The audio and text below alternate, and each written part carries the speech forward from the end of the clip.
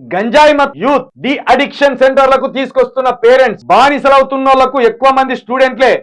ఎర్రగడ్డ మెంటల్ హాస్పిటల్కు నెలకు 10 సంఖ్యలో కేసులు. ప్రైవేట్ డి అడిక్షన్ సెంటర్లకు వెళ్తున్నోళ్ళు వేళ్లలోనే.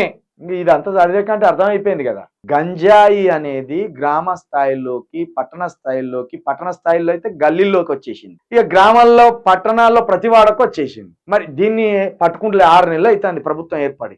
స్కూల్ పిల్లలు కూడా, కార్పొరేట్ స్కూల్ కు వెళ్లే పిల్లలు కూడా 9వ తరగతి 8వ తరగతి 10వ తరగతి పిల్లలు కూడా గంజాయి వాడుతున్నారు, డ్రగ్స్ వాడుతున్నారు. ఇది అందరికీ తెలుసు, కానీ మరి దాన్ని అరికట్టలేకపోతాను. ఇది ప్రభుత్వ వైఫల్యమా, లేకపోతే పేరెంట్స్ పిల్లలను గమనిస్తలేరా, లేకపోతే స్కూల్ టీచర్లు పెద్ద పెద్ద స్కూళ్ళు వీటిని గమనిస్తలేరా?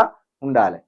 ఒక ప్రభుత్వమే దీని మీద దృష్టి పెట్టినా కూడా చేయలేదు. ఎందుకంటే పోరానికి ఒక్క పోలీసుని పెట్టలేం, పోరానికి ఒక్క పోలీసుని పెట్టి నువ్వు గంజాయి తింటలేవా అని పెట్టలేం.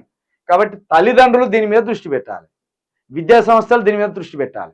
విద్యా సంస్థలు తల్లిదండ్రులు సగం దృష్టి పెడితే ఈ ప్రభుత్వం సగం దృష్టి పెట్టి ఇలాంటి అరికడుతుంది.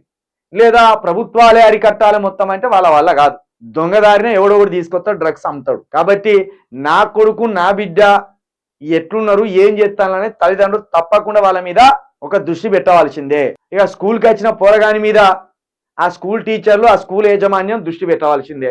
మొత్తం యువత ఇట్లా గంజాయి మత్తులో పడ్డదంటే వాడు దేశానికి నష్టం తప్పించి లాభం కాదు.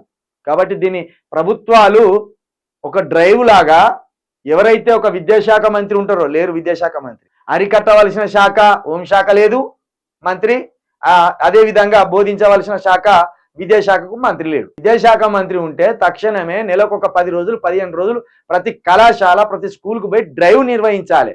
గంజాయి వల్ల, ఇదే డ్రగ్స్ వల్ల యువత ఎట్లా నిర్వీర్యం అయిపోతుంది, వాళ్ళ జీవితాలు ఎట్లా బుగ్గిపాలవుతున్నాయి అనేది ఒక సమీక్షలు నిర్వహించాలి, ఒక డ్రైవ్ నిర్వహించాలి. కానీ ఇంతవరకు మెయిన్ కీలక శాఖల్లో 6 నెలలుగా మంత్రులు లేరు.